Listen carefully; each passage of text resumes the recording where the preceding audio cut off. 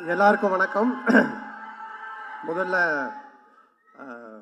இந்த இங்கே வருகை தந்துள்ள அனைவருக்கும் என்னுடைய மனமார்ந்த நன்றியை தெரிவித்துக் கொண்டு அவங்க எல்லாரையும் வருக வருக என்று வரவேற்கிறேன். இந்த படத்தினுடைய எங்களுடைய தில்லுக்கு துட்டு 1, 2 அப்புறம் டிடி ரிட்டர்ன்ஸ் எல்லாத்துக்குமே எங்களுக்கு ஒரு ரைட்டிங்கில் ஸ்கிரிப்டில் ஒரு மிகப்பெரிய ஒரு குருவாக இருந்து உதவி பண்ணியது திரு இந்திரா சவுந்தரராஜன் சார். அவர் இப்போ இங்கே இல்லை, இறந்துட்டாங்க அவர். ஸோ அவருடைய மறைவு மிகப்பெரிய ஒரு இழப்பு எங்களுக்கு. இருந்தாலும் அவருடைய ஆன்மா எங்களுக்கு வாழ்த்து தெரிவித்து எங்களோட இருந்து சப்போர்ட் பண்ணணும்னு நம்புகிறோம். ஸோ அவருக்கு இந்த நேரத்தில் என்னுடைய மனமார்ந்த வணக்கத்தை தெரிவித்து கொண்டு இந்த நிகழ்ச்சிக்குள்ளே போகலாம். ஃபர்ஸ்ட், இந்த படத்தினுடைய விழாக்கு வருகை தந்துள்ள எங்களுடைய எஸ்டிஆர். ஸோ அவரை பற்றி நான் நிறைய இன்டர்வியூவில் சொல்லியிருக்கேன். அதாவது அவர் இல்லைன்னா இன்றைக்கி நான் இங்கே இல்லை. ஸோ அவர் தான் சினிமாவில் என்னை கொண்டு வந்தது. அதுக்கு முன்னாடியே அவர் படத்தில் நான் வந்துட்டு அட்மாஸ்பியர் நடிச்சிருக்கேன், காதல் அழிவதில்லை படத்தில். அதுக்கப்புறம் அவர் எடுத்து போட்டு பார்த்துட்டு இது நடுவில் வந்து மூஞ்சல் இவ்வளோ ரியாக்ஷன் கொடுத்துட்டு நீயும் நானும் கூல் சுரேஷும் தான் நடுவில் போய் டிஸ்டர்ப் பண்ணிகிட்ருப்போம். ஸோ பார்த்துட்டு இது பண்ணார். அதுக்கப்புறம் மன்மதனில் கூப்பிட்டு கொடுத்தாங்க ஃபஸ்ட்டு சான்ஸ். மன்மதனில் ஃபஸ்ட்டு டே ஷூட்டிங் போய் நான் ரெடியாக நின்றுட்டுருக்கேன். அதில் வந்து அவர் அந்த மொட்டை கேரக்டராக உள்ளே வருவார். வந்த உடனே நான் வந்து வாங்கன்னொன்னே இந்த மாதிரி என் பேரை கேட்பார், இங்கே இன்ட்ரடியூஸ் ஆகும், இதுதான் சீன். நான் ரெடி ஆகிட்டேன், நான் ரெடியாக இருந்தேன். அப்புறம் அவர் வந்தோன்னு ஒரு சின்ன டிஸ்கஷன் போயிட்டே இருந்துச்சு.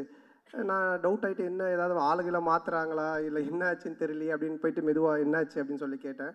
இல்லை, நீ லொல்லு சபாலேருந்து வந்திருக்கீங்க, இப்போது ஃபஸ்ட் டைம் ஸ்க்ரீனில் காட்ட போகிறோம், உங்களுக்கு ஒரு கிளாப்ஸ் வரணும் ஓப்பனிங்கு, அதுக்காக யோசிச்சுட்டு இருக்கேன், சும்மா ஜென்ரலாக வந்து பேச வேண்டாம் அப்படின்னு சொன்னார்.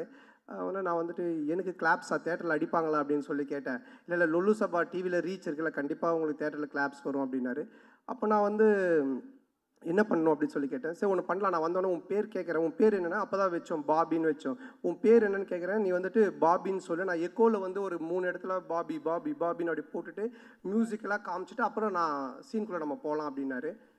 நல்லா இருந்துச்சு. அவருக்கு என்னென்னா என்னை காட்டும் போதே ஒரு கிளாப்ஸோட காட்டணும் அப்படின்றதுக்காக சொன்னார். அப்போ நான் சொன்னேன், இல்லை இப்படி ஒன்று பண்ணலாமா, என்ன நீங்கள் கேளுங்க, நான் வந்து 3 தடவை நானே பாபி பாபி பாபின்னு சொல்கிறேன், அதுக்கப்புறம் நீங்கள் அந்த டைலாக் சொல்லுங்கள், அப்படி பண்ணலாம் அப்படின்னா. ஒன்று அவரும் சிரிச்சிட்டு சரி நல்லா தான் இருக்குது, ஆனால் பில்டப்பாக இருக்காது, ஆனால் நல்லா தான் இருக்குது அப்படின்னாரு. நல்லா தான் இருக்கும் அப்படின்னு சொல்லிட்டு அப்போ தான் அந்த ஃபஸ்ட்டு டைலாக்கு அவர் வந்து என்கிட்ட கேட்பார், உன் பேர் என்னன்னுவார். நான் ஒன்று பாபி பாபி பாபின்னுவேன். ஒன்று அவர் பாபி பாபி பாபின்னுவார். டேய் ஒரு பாபி தான்டா என் பேர் அப்படின்னு சொல்லுவேன். அதுக்கப்புறமா பில்டப்புக்காக 3 தடவை சொன்னோம் அப்படின்னு. ஸோ இப்படி தான் என்னோடய ஃபஸ்ட்டு சீன் அவரோட ஆரம்பித்தது. நான் எதுக்காக இதை சொல்ல வரேன்னா, அன்னைக்கு தேட்டரில் ஸ்க்ரீனில் எனக்கு கிளாப்ஸ் வரணும் அப்படின்னு எடுத்துக்கிட்ட அந்த அக்கறை ஆகட்டும், அந்த அன்பாகட்டும் இன்னைக்கு வரைக்கும் குறையவே இல்லை. அதே அன்பு அதே அக்கறை இப்போ பண்ணுற எஸ்டிஆர் 49லையுமே என்கிட்ட என்ன சொன்னார்னா, டைரக்டரை கூப்பிட்டு சாண்டாக்கு என்ன வேணும், சாண்டா எப்படி நம்ம நல்லா யூஸ் பண்ண முடியும், சாண்டாக்கு என்ன பண்ண முடியும், அதை முதல்ல யோசிங்க அப்படின்னு தான் சொன்னார். அன்றைக்கி கூட வீட்டில் போய் மொட்டை மாடியில் பார்த்து ஒரு 3 hours டிஸ்கஷன் பண்ணும்போது என்னை பற்றி மட்டுமே தான் பேசிகிட்டு இருக்காரு. ஸோ இப்படிப்பட்ட ஒரு அன்பும் அரவணைப்பும் கொண்ட ஒரு அருமையான ஒருத்தர் எனக்கு கிடைச்சது. உண்மையிலேயே நான் கடவுளுக்கு நன்றி சொல்லணும், எங்கள் அப்பா அம்மாவுக்கு நன்றி சொல்லணும். ஸோ ரொம்ப நன்றி நீங்கள், I love you all the time. அதனால் எனி டைம் எப்பவுமே அவருக்கு பின்னாடி அவர் கூட நான் கண்டிப்பாக நிற்பேன். அது எதுவாக இருந்தாலும் என்னவாக இருந்தாலும் அது நிச்சயமாக இந்த வருஷம் எஸ்டிஆர் 49 நீங்கள் பார்ப்பீங்க. ஸோ சொல்லி ஆர்யா முறைக்கிறான், ஏண்டா நாங்கள் கஷ்டப்பட்டு செலவு பண்ணி சத்யம் தேட்டரை புக் பண்ணால் நீங்கள் 2 பேரும் பேசிட்டு இருப்பீங்களா அப்படின்ட்டு. அடுத்தது இந்த படத்தினுடைய ப்ரொடியூசர் ஆர்யா. ஸோ ஆர்யா தான் எனக்கு தெரியும், ஆர்யா தான் நிகாரிகா ப்ரொடக்ஷன் அவங்கள கொண்டு வந்தது. கொண்டு வரும்போது எல்லாமே சூப்பராக போச்சு. அப்போ ஆர்யா வந்து ஒருத்தர் சொன்னாங்களே, கிஷோர் எங்கே, அவர் கிஷோர் வாங்க வாங்க, இவர் தான் கிளாரிட்டி கிஷோர். இவரை கூட்டிகிட்டு வந்து என்கிட்ட ஒப்படைச்சிட்டு போயிட்டான். இவரை ஃபஸ்ட்டு கேட்டோன்னா என்ன சார்னா, அவர் வந்து ஒன்றும் இல்லை சார், எனக்கு கிளாரிட்டி இருந்தால் போதும் அப்படின்னாரு. நான் உடனே சரி ஓகே கிளாரிட்டி தானே அப்படின்ட்டேன். ஃபார் எக்ஸாம்பிள் ஒரு பேப்பர் கேட்டோன்னு வச்சுங்களேன், வெள்ளை பேப்பரா இல்லை ப்ரௌன் பேப்பரான்னுவார். வெள்ளை பேப்பர் கோடு போட்டுதா போடாதா, கோடு போட்டது, இப்படி போட்டதா இப்படி போட்டுதா, சரி இப்படி போட்டது, சரி போட்டதுக்கு அப்புறமா உங்களுக்கு A4 ஷீட் வேணுமா சின்னதாக வேணுமா, இப்படியே போயிட்டே இருக்கும் இந்த கிளாரிட்டி. இதுக்கு எண்டே கிடையாது. நான் சொல்லுவேன் சார் நீங்கள் எதனா ஒரு பேப்பர் கொடுங்க நாங்கள் எடுத்துகிட்டு போகிறோம் அப்படின்ட்டு. ஸோ என்னென்னா சினிமாவில் இந்த அளவுக்கு ஒரு கிளாரிட்டியாக நான் ஃபஸ்ட் டைம் ஒர்க் பண்ணது இவர் கூட தான். ஆனால் அது நல்லா இருந்துச்சு. ஏன்னா பிஃபோர் பேப்பரில் நம்ம எல்லாத்தையும் கிளாரிட்டியாக பண்ணதுனால இவ்வளோ பெரிய படத்தை எங்களால் கொஞ்சம் ஈஸியாக எடுக்க முடிஞ்சது. ஸோ அவருக்கு முதல்ல நன்றி, ரொம்ப தேங்க்யூ சார். கிளாரிட்டியாக இருக்கா பேச்சு? ஸோ அதுக்கப்புறமா ஆர்யா என்னுடைய நண்பரில் இந்த உயிர் நண்பன் அப்படின்வாங்களே அந்த மாதிரி நாங்கள் கல்லூரியின் இல்லை காசு கொடுத்துருக்கான்னு சொல்லி தான் ஆகணும். அதாவது கல்லூரியின் கதை படத்தில் தான் நாங்கள் 2 பேரும் ஃப்ரெண்ட் ஆனோடனே ஃபஸ்ட்டு படத்தில் நல்லா க்ளோஸ் ஆகிட்டோம். அப்போ வந்து படத்துலலாம் பார்த்தீங்கன்னா ஹீரோயினுக்கு ஃப்ரெண்ட்ஸாக பெங்களூர்லேருந்து ரிச் கேர்ள்ஸ் கூட்டின்னு வந்து நடிக்க வைப்பாங்க. அவங்க தான் கூட வருவாங்க ஃப்ரெண்ட்ஸாக. அப்போ எந்த வந்து மன்மதன் ரிலீஸ் ஆகி ஒரு 2 படம் தான் ரிலீஸ் ஆகிருந்துச்சு. பெருசாக எனக்கு தெரியாது வெளியே. ரெண்டாவது அவங்க பெங்களூர்லேருந்து வந்திருக்காங்க. ஆர்யா தான் ஹீரோ. அவன் அறிந்து மரியாமல் நடித்து முடிச்சிருக்கான், ஆனால் ரிலீஸ் ஆகலை. ஸோ நாங்களாம் ஒன்றா தான் உட்காந்து சாப்பிடுவோம். எங்களுக்கு கேரவன் கிடையாது. அப்போது அவங்கெல்லாம் நீங்கள் யாருன்னு என்ன கேட்கும்போது நான் ஆர்யா ஹீரோன்னு தெரியும் இந்த படத்தில். நீங்கள் யாருமே ஒன்று ஆர்யாவில் என்னது இவரை யாருன்னு கேட்டிங்களா? இவர் தான் comedy super star, south India comedy super ஸ்டார்ன்ட்டான். ஆனால் அவங்களாம் is a comedy super star south India, yes Telugu Malayalam Tamil all language is a super ஸ்டார்ன்ட்டான். ஒன்று அந்த பொண்ணுங்களாம் ஒரு மாதிரி டவுட்டாக என்னை பார்த்தாங்க. பார்த்தோன்னே டக்குன்னு ஆர்யாவில் மச்சான் அவங்க டவுட்டாக பார்க்குறாங்க, டக்குன்னு ஒரு காமெடி பண்ணு அப்படின்னா. ஏய் என்னடா சம்மந்தமே இல்லாமல் காமெடி சூப்பர் ஸ்டார்னு இப்போ காமெடி பண்ணுன்ற மச்சான் பண்ணு தப்பாயிடும் நீ பண்ணு அப்படின்னா. சரி நானும் எழுந்து அவங்க முன்னாடி சரி பழைய பாட்டுக்கு இப்போ இருக்க ஹீரோஸ்லாம் டான்ஸ் ஆன அப்படின்லாம் ஆடி காமிச்சிக்கிட்டு இருக்கேன். அவங்க சிரிக்கல, மச்சான் பத்தலை இன்னும் நல்லா பண்ணு அப்படின்னா. இதை தான் நாங்கள் விஎஸ்ஓபியில் கூட வச்சுருந்தோம். உடனே கொஞ்ச நேரம் கழிச்சு அவனும் வந்துட்டான் நடிக்கிறதுக்கு. 2 பேரும் சேர்ந்து பயங்கரமாக அவன் ஹீரோயினா நான் ஹீரோவாக நடிச்செல்லாம் ஆடிட்டு இருக்கோம். அவங்களாம் அப்படியே பார்த்துட்டு இருக்காங்க. இதை டைரக்டரும் ப்ரொடியூசரும் பார்த்துட்டாங்க. 2 பேரும் கூப்பிட்டு என்ன சார் ஒரு ஹீரோ ஒரு காமெடின்னு அந்த பொண்ணுங்க முன்னாடி போய் டான்ஸ் ஆடினு காமெடி பண்ணிட்டு இருக்கீங்க அப்படின்போது இல்லை சார் அவனை வந்து ப்ரூவ் பண்ண நான் சொன்ன மச்சான் என்னை ப்ரூவே பண்ண வேணாம், என்னை விட்டுரு, நான் காமெடினா இல்லாமல் கூட போகிறேன்ட்டு. அதுக்கப்புறமா அந்த காமெடி சூப்பர் ஸ்டார்ன்றது அவன் விடவே இல்லை. சேட்டை படம் அப்போது காமெடி சூப்பர் ஸ்டார்னு டைட்டிலே எனக்கு போட்டுட்டான் படத்தில். நான் லிங்காவில் நடிக்கும்போது ரஜினி சார் கூப்பிட்டு கேட்குறாரு நீங்கள் காமெடி சூப்பர் ஸ்டாரா அப்படின்னு. நான் ஒன்றும் இல்லை சார் ஆர்யா தான் போட்டான்னு. நீங்கள் சொல்லாமலா போட்டிருப்பான் அப்படின்னாரு. சார் சத்தியமாக நான் சொல்ல சார், அதாவது என்னை எந்த லெவலில் மாட்டிக்கிட்டு இருக்கானா. ஸோ எங்களோட ஃப்ரெண்ட்ஷிப் அந்த மாதிரி. ஆனால் இதெல்லாம் ஒன்றுமே இல்லை. இப்போ ஒரு மேட்ரு ஒன்று சொல்ல போகிறோம், அதை கேளுங்க. என்னாச்சுன்னா இந்த படம் ஆரம்பிச்சிட்டோம். இந்த மாதிரி ஆனந்த் போய் லைன் சொல்லிட்டான், ஆர்யாவுக்கு பிடிச்சி போச்சு, ஆர்யா சூப்பர் நம்ம பண்ணலாம் அப்படின்னு சொல்லிட்டான். சொல்லி முடிச்சுட்டு 6 மந்த் ஆகிடுச்சு. நான் அதுக்கப்புறம் டிடி ரிட்டர்ன்ஸ் முடிச்சுட்டு வடக்குப்பட்டி ராமசாமி அப்புறம் இங்கே நான் தான் கிங்கெல்லாம் முடிச்சுட்டேன். ஸோ அப்புறம் ஆர்யா வந்தான், அவங்க ஃபுல் ஸ்டோரி சொன்னாங்க, ஆர்யா கேட்டுட்டான். நான் இந்த இன்பிட்வீனில் ஒரு இடம் வாங்கினேன். இடம் வாங்கி வீடு ஒரு பழைய வீட்டோடு வாங்கினேன். அந்த வீட்டை வந்து ரெனோவேஷன் பண்ணிவிட்டு அங்கே போயிடலாம் அப்படின்ற ஒரு ஐடியாவில் நான் ரெடி பண்ணிகிட்டு இருக்கேன். எங்கள் அம்மாவும் ஒய்ஃபும் வெள்ளிக்கிழமைனா அந்த வீட்டுக்கு போயிட்டு விளக்கு ஏற்றுவாங்க. ஆல்மோஸ்ட் அந்த வீடு செட் ஆகிடுச்சு, தான் போகிறோம் அப்படின்ட்டு. ஆர்யா கதை கேட்டு முடிச்சுட்டு எங்கடா இருக்க அப்படின்னு சொன்னால் மச்சான் அந்த மாதிரி நான் இந்த ஒரு இடம் வாங்கியிருக்கேன்டா, அங்கே ஒரு வீடு இருக்குது, அது ரெனோவேஷன் பண்ணிட்டு இருக்கேன். சரி அங்கேயே நான் வந்துடுறேன் அப்படின்ட்டு அங்கே வந்தோம். வந்து மச்சான் படம் சூப்பராக அது கதை நல்லா நம்ம பண்ணிடலாம், எவ்வளோ செலவுனாலும் பிரச்சனை இல்லை, செம்மையாக பண்ணிடலாம். சரி ஓகே இது நான் இதான் மச்சான் வீடு நான் சொன்னேன். பார்த்துட்டு இல்லை என்னடா வீடு நல்லாவே இல்லையா மச்சான், அவன் உள்ளெல்லாம் போய் பார்த்துட்டுல மச்சான் இந்த வீட்டை இடிச்சிரு அப்படின்ட்டான். நான் ஒன்றே ஷாக் ஆகி மச்சான் வீட்டெல்லாம் இடிக்க முடியாது மச்சான், நான் வீட்டிலலாம் சொல்லிட்டேன் இதை ரெனோவேஷன் பண்ணுறோம், இடித்தா நிறைய செலவாகும், அதுவும் இல்லாமல் ரொம்ப நாள் ஆகும்ல. கம்னு நீ ஏதாவது ஒன்று இப்படி தான் பண்ணு வேடா கூடமா, அதுக்கப்புறமா வந்துட்டு இது சரியில்லை அது சரியில்லைன்னு சொல்லிட்டு இருப்பேன் அப்படின்னு சொல்லிட்டு என்ன பண்ணிட்டான்னா வீட்டை இடிக்க சொல்லி உடனே அவங்க ஃப்ரெண்டுக்கு ஃபோன் பண்ணி இது மாதிரி மச்சான் சந்தான வீடு தான் அட்ரஸ் நான் உனக்கு அனுப்புகிறேன், நீ இந்த வீட்டை வந்து இடித்து ஃபுல்லாக டெமாலிஷ் பண்ணிட்டேன்னா. உடனே அவன் வந்து ஒரு பாய்க்கு ஃபோன் பண்ணால் ஒரு பாய் ஒருத்தர் வந்தார். சண்டே நைட் இது நடக்குது, மண்டே டியூஸ்டே வெட்னஸ்டே தேர்ஸ்டே இடித்து தரமட்டமாக்கி எல்லாத்தையும் வாரின்னு போயிட்டாங்க. வெள்ளிக்கிழமைனா எங்கள் அம்மா ஒய்ஃபும் போய் விளக்கேற்றுவாங்கல்ல, அவங்க வெள்ளிக்கிழமை போயிருக்காங்க. நான் சொல்லலை ஏன்னா திட்டுவாங்க அப்படின்ட்டு. எங்கள் அம்மா போயிட்டு வீட்டை காண சொல்லி தேடிக்கிட்டே இருக்கிறாங்க. இந்த தெருவு போயிருக்காங்க, அந்த தெருவு போயிருக்கிறாங்க. அதுக்கப்புறம் எனக்கு ஃபோன் அடிக்கிறாங்க, ராஜா நம்ம வீட்டை காணும்பா அப்படின்ட்டு. நான் எப்படா சொல்கிறதுன்னே எனக்கு தெரியல. அதுக்கப்புறம் கொஞ்சம் வீட்டுக்கு வரம்மா நான் சொல்கிற மாட்டேன் வீட்டை காணண்டார். இல்லைம்மா நான் வந்து சொல்கிறேம்மான்ட்டேன். அம்மா இல்லைம்மா ஆர்யா வந்தான் அன்றைக்கி பார்த்துட்டு வீட்டை இடிச்சிட்டு புதுசாக காட்டலாம் நல்லா வரும், நான் அவன் சொன்னால் கரெக்டாக இருக்கும்மா அப்படின்னேன். உடனே எங்கள் அம்மா ஷாக்கா, ஏண்டா நீங்கள் 2 பேரும் படத்தில் தானடா அப்படி பண்ணுவீங்க, நிஜ வாழ்க்கையில் மாடா பண்ணுவீங்க, ஒரு வீட்டை இடிச்சிட்டு கிரவுண்டாக ஆக்கி வச்சிருக்கீங்க. ஸோ இந்த லெவல் நாங்கள் 2 பேரும் ஃப்ரெண்ட்ஷிப்பு. ஆனால் என்னென்னா இதில் ஒரு விஷயம் நான் சொல்கிறது, 2 பேருமே இது வரைக்கும் அந்த கல்லூரியின் கதையிலேருந்து இன்றைக்கி வரைக்கும் பயந்ததே கிடையாது. சினிமாவில் இப்படி பண்ணலாம் அப்படி செய்யலாம் பயந்ததே கிடையாது. எதுவாக இருந்தாலும் தைரியமாக பண்ணுவோம். ஐயோ அது அப்படி ஆகிடுமோ, ஐயோ இப்படி ஆகிடுமோ, இப்படி பண்ணால் அப்படி ஆகிடுமோ அப்படின்ற பயம் எங்களுக்கு கிடையவே கிடையாது. வாழ்கிற வரைக்கும் ஜாலியாக வாழ்வோம், நல்லபடியாக வாழ்வோம், என்ன வருதோ பார்ப்போம், ஃபேஸ் பண்ணுவோம், அப்படியே போயிட்டே இருப்போம்.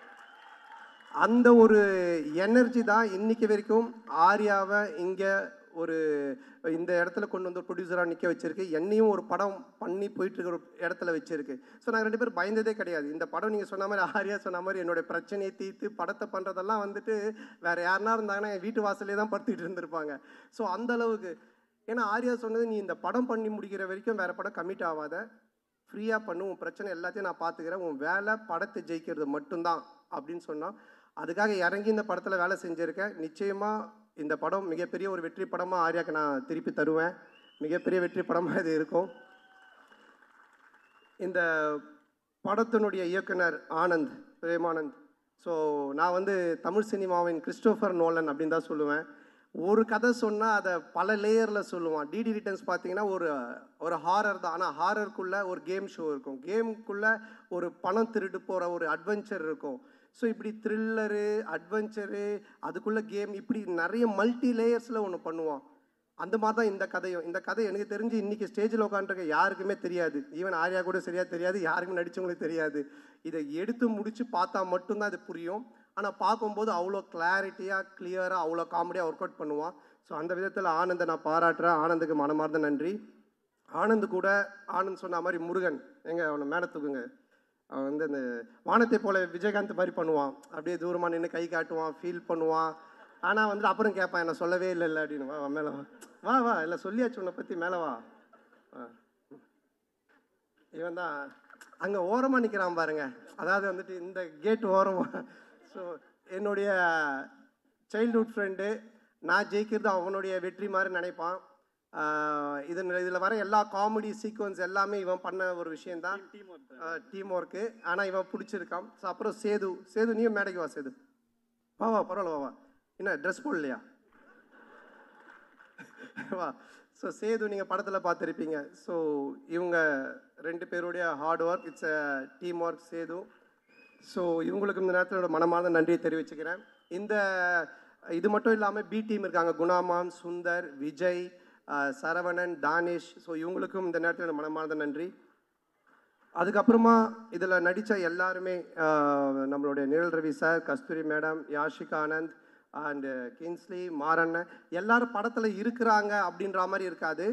மாரண்ணனுக்கு ஒரு டிவி காமெடி இருக்குது, கண்டிப்பாக செம்மையாக இருக்கும். அது கின்ஸ்லிக்கு ஒரு தலைகீழ் நடக்கிற காமெடி இருக்குது, மொட்டராஜேந்திரனுக்கு ஒரு எலி காமெடி இருக்குது, அண்டு நிழல் ரவி சாருக்கு வந்துட்டு ஒரு டாய்லெட் காமெடி இருக்குது. ஸோ யாஷிகா ஆனந்துக்கு ஒரு பாட்டில் காமெடி இருக்குது, நம்ம கஸ்தூரி மேடம்க்கு ஒரு புக் காமெடி இருக்குது. இப்படி நான் சொல்கிற மாதிரி இந்த காமெடிலாம் நீங்கள் நோட் பண்ணி வச்சுக்கோங்க. தேட்டரில் கண்டிப்பாக பயங்கர கிளாப்ஸ் வரும், நீங்கள் என்ஜாய் பண்ணுவீங்க. ஸோ எல்லாருக்குமே காமெடி வந்து அவ்வளோ நல்லா ஒர்க் பண்ணியிருக்காங்க, ரொம்ப நல்லா ஒர்க் ஆகிருக்கு. அப்புறம் இந்த படத்தினுடைய technician, cameraman sir Deepak sir, எங்களுடைய டீம், அவருடைய வேரியேஷன், நாங்கள் லைனாக ஹாரர் படம் பண்ணாலும் அவரோட அதில் ஒவ்வொன்றுத்துலேயும் ஒரு வேரியேஷன் காமிச்சிக்கிட்டே இருப்பார். ரொம்ப பொறுப்பானவர், ரொம்ப கரெக்டாக எல்லாத்தையும் பார்த்து பண்ணுவார், ரொம்ப செலவு பண்ணாமல் கரெக்டாக பண்ணுவார். ஸோ ரொம்ப என்னை அழகாக ரொம்ப நல்லா காமிச்சிருக்காரு இந்த படத்தில். ஸோ அவருக்கு என்னுடைய மனமார்ந்த வாழ்த்துக்கள். அவருடைய டீம் பாலாஜி, கார்த்தி அண்ட் கிளின்டோ, அவங்களுக்கும் வாழ்த்துக்கள். கேமராமேன் சார் வந்துட்டு ஒன்லி ஒர்க்கு மட்டும் இல்லை, அங்கே நிறைய ரோப் ஷாட்லாம் போயிட்டே இருக்கும்ல, கேமராவில் தான் இருப்பார். கட்டு சொன்னோன்னே டக்குன்னு கேமரா விட்டு ஓடி வந்து ரோப்பில் வரும்போது அவர் கை கொடுப்பாரு. இல்லை சார் சிரிக்கிறார் பாருங்க, ஏன்னா ஹீரோயினுக்கு தான் கொடுத்தாரு. கை கொடுத்தது உண்மை, ஆனால் ஹீரோயினுக்கு, எங்களுக்கு இல்லை. ஸோ ரொம்ப நல்ல மனிதர். அடுத்தது நம்ம ஆர்ட் டைரக்டர் மோகன் சார். ஸோ அவர் என்னென்னா, நாங்கள் ஒரு 4-5 செட்டு போட்டோம் கோகுலம் ஸ்டுடியோவில். செட்டு போட்டுட்டு அதுக்கப்புறம் நம்ம கிளாரிட்டி கிஷோர் சார் இருக்கார் இல்லையா, எல்லா செட்டையும் பிரித்து மாற்றி திருப்பி அதையே பெயிண்ட் பண்ணி இப்படி காட்டுங்கன்ட்டார். ஸோ அவர் ரொம்ப கன்ஃபியூஷன் ஆகிட்டார், டே நைட் ஒர்க் போயிட்டு இருக்குது, ரொம்ப கன்ஃபியூஷனு. இப்போ 4 சைடு செட்டு போட்டார் இல்லைங்களா, 4 சைடு திருப்பி அவர் திரும்ப கலர் மாற்றி காமிக்கிறேன்னு சொல்லி மாற்றி பண்ணிட்டாரு. நாங்கள் வந்தோன்னே காட்டுறாரு, வழி இல்லை போகிறதுக்கு, சுற்றி கிணறு மாதிரி இருக்குது. என்னடா இது எப்படி சார் இப்படி போகிறதுன்னா, ஏணி போட்டு ஏறி உள்ளே போய் பார்த்துட்டு திருப்பி ஏணி போட்டு ஏறி வெளியே வந்துடுங்க, அதுக்கப்புறம் நமக்கு எங்கே வழி வேணுமோ நம்ம வச்சுக்கலாம் அப்படின்ற லெவலில் ஒர்க் பண்ணார். ஏன்னா நாங்கள் காமெடி செட்டுக்குள்ளே பண்ணும்பொழுது இதை மாற்றுங்க, அதை மாற்றுங்க, இதை இடிங்க அப்படின்னுவோம். ஸோ அதெல்லாம் தாங்கிக்கிட்டு அவரோட டீம் அவரும் ஒர்க் பண்ணாங்க. ஸோ இதில் ஒவ்வொரு ஒர்க்குமே செட் ஒர்க் அவ்வளோ பியூட்டிஃபுல்லாக இருக்கும். மோகன் சாருக்கு நன்றி. அண்ட் தென் இந்த படத்தினுடைய மியூசிக் டைரக்டர் ஆஃப்ரோ, மிகப்பெரிய பலம், ஒரு படத்துக்கு மிகப்பெரிய பலமே அதனுடைய மியூசிக்னுவாங்க. இப்போவே இந்த சாங்கு கோவிந்தா சாங், அப்புறம் இன்னொரு சாங் ரெண்டுமே நல்லா ஹிட் ஆகி வைரலாக போயிட்டுருக்கு. ரீ ரெக்கார்டிங்கில் ஆஃப்ரோக்குன்னு கண்டிப்பாக நீங்கள் கிளாப்ஸ் பண்ணுறாமல் ஒரு 4 இடம் இருக்குது. ராஜேந்திரன் சாருக்கு ஒன்று வாசிச்சிருக்காரு, அந்த இடம் இன்னும் ஒரு 3 இடம் இருக்குது. பிட்டு சாங் ஆனால் செம்மையாக இருக்கும். அதுக்கு என்னோடய வாழ்த்துக்கள். And heroine Geethika. So Anand சொன்ன மாதிரி ஃபஸ்ட்டு டே வரும்பொழுதே அவங்க எல்லா costumes, pedicure, manicure, hair wash எல்லாம் பயங்கரமாக வந்தாங்க. வந்த உடனே இப்போ எங்களுக்கு என்ன காஸ்டியூம்னோடனே அந்த தலையெல்லாம் அழுக்காக்கி கையெல்லாம் அந்த கறியில் போட்டு பெரட்டி அழுக்கு கவுனை கொடுத்து அப்படி தான் எடுத்தோம். பட் ஆனால் அவங்க வந்து அதை ரொம்ப நல்லா பண்ணாங்க. உடனே மூட் அவுட் ஆகி ஐயோ என்ன இப்படி இருக்கலாம் இல்லாமல். ஸோ அது மட்டும் இல்லாமல் ஒரு 3 வேரியேஷன் கேரக்டர் பண்ணியிருக்காங்க. ஜெசிகா, ஹர்ஷினி இப்படிலாம் பண்ணியிருக்காங்க. ஸோ ரொம்ப நல்லா பண்ணாங்க. ஸோ அவங்களுக்கு இந்த நேரத்தில் வாழ்த்துக்கள். அண்டு எடிட்டர் பரத், என்னுடைய படத்தில் நாங்கள் எழுத ஆரம்பித்த பேப்பர்லேருந்தே கூட உட்காந்து கட் பண்ணிகிட்டு இருந்தார் எடிட்டிங். ஸோ அவருக்கும் வாழ்த்துக்கள். அண்டு இந்த டீம், என்னுடைய டீம் குஷி, ககன் அண்டு மகேஷ், இளங்கோ, இவங்க எல்லாருக்கும் வாழ்த்துக்கள். அண்ட் இந்த படத்தினுடைய மெயின், அதாவது வந்து டிடி தில்லுதுட்டு 1, 2, 3 இதெல்லாம் பார்த்துருக்கேன். டிடி ரிட்டர்ன்ஸ் அதே டீம் எல்லாம் பார்த்துருக்கேன். இதில் என்ன புதுசு, இதில் நம்ம என்ன பார்க்குறதுக்கு இருக்குது அப்படின்னு நீங்கள் நினச்சிங்கன்னா, Gautham Menon sir, GVM sir இருக்காங்க, அண்டு செல்வராகவன் சார் 2 பேர் இருக்காங்க. இந்த 2 பேருமே ஹாரர் ஜானரில் இப்படி ஒரு கேரக்டர் பண்ணியிருப்பாங்களா அப்படின்ற மாதிரி தான் ஒன்று பண்ணியிருக்கோம். அது உங்களுக்கு பெரிய ட்ரீட்டாக இருக்கும், ஒரு மிகப்பெரிய ஒரு எக்ஸைட்மெண்ட்டாக இருக்கும் அவங்க 2 பேருடைய போர்ஷன்ஸ். ஸோ அவங்களுக்கும் இந்த நேரத்தில் என்னுடைய மனமார்ந்த நன்றியை தெரிவிச்சுக்கிறேன். And then stunt master Selva and Hari master அவர்களுக்கும், டிசைனர் தினேஷ் அண்ட் எல்லாருக்குமே இந்த நேரத்தில் என்னுடைய மனமார்ந்த நன்றி தெரிவிச்சுக்கிறேன். அப்புறம் இந்த படத்தை ரிலீஸ் பண்ணக்கூடிய சண்பகமூர்த்தி சார் அண்ட் ராஜா அவர்களுக்கும் என்னுடைய நன்றி. அண்ட் இந்த படத்தின் சேட்டலைட் ரைட்ஸ் வாங்கியிருக்க ZTV அவர்களுக்கும் என்னுடைய நன்றி. ஸோ எப்பவுமே நான் ஒன்று சொல்லுவேன், நம்ம ஒன்று ஜெயிக்கிறோம், ஒருத்தர் ரொம்ப உச்சத்துக்கு போகிறான், இல்லை லைஃப்பில் வந்துட்டு ரொம்ப ஒரு உயரத்துக்கு போகிறான் அப்படின்னு சொன்னால், நான் ஃபார் எக்ஸாம்பிள் ராமாயணம் கூட சொல்லுவேன். ராமரை பற்றி எல்லாரும் பேசுவாங்க, ஆனால் அதுக்கு காரணம் ராமர் மட்டும் இல்லை, அதில் அவர் கூட இருந்து அவரை பற்றி பேசின சீதா அண்ட் லக்ஷ்மணன், விபூஷணன், பரதன், ராவணன், இப்படி எல்லா கேரக்டருமே சேர்ந்தது தான் அந்த ராமன் அப்படின்ற ஒரு எலிவேஷன்.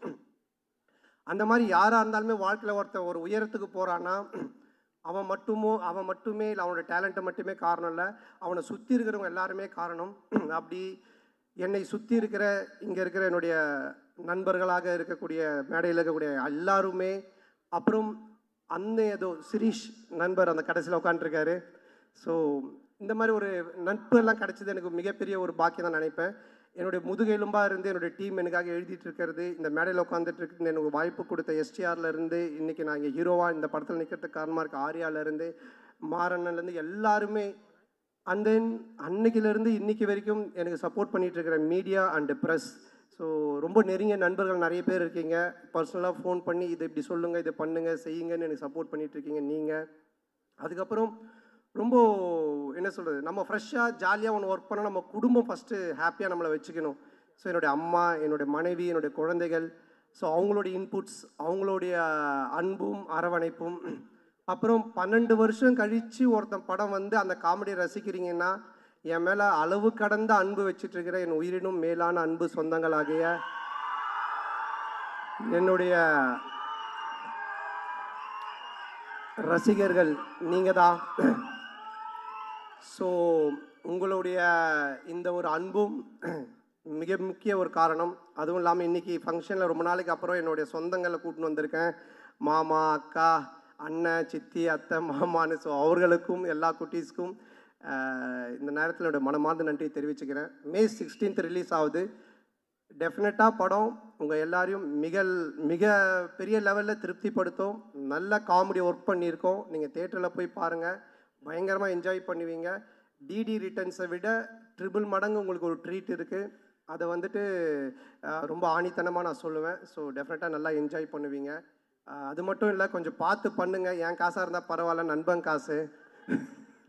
ஸோ அதனால் இந்த வாய்ப்புக்கு நன்றி கூறி, மற்றும் வேறு யார், நம்ம மதன் டீம், மதன் அண்ட் பரத், என்னோட டீம் ப்ரொடக்ஷன் டீம் பார்த்துக்கிற Bharath, Kishore and Dev and Krishna, Jai. So அவங்களுக்கும் இப்படி எல்லாரும், மற்ற யார் பேர்லாம் நான் விட்டுருக்கேன்னு தெரியல, எல்லாருக்கும் ஸோ எல்லாருக்கும் என்னுடைய மனமார்ந்த நன்றி தெரிவித்து விடைபெறுகிறேன். மே 16 மறக்காமல் தேட்டரில் போய் பாருங்கள். நல்ல படம், பயங்கரமாக என்ஜாய் பண்ணுவீங்க. ஃபேமிலியோட குழந்தையோட பாருங்கள். குழந்தைங்களுக்கு தான் மெயினாக நிறைய சீக்வன்ஸ் ஒர்க் பண்ணியிருக்கோம். பயங்கரமாக என்ஜாய் பண்ணுவீங்க. தேங்க்யூ, தேங்க்ஸ், நன்றி.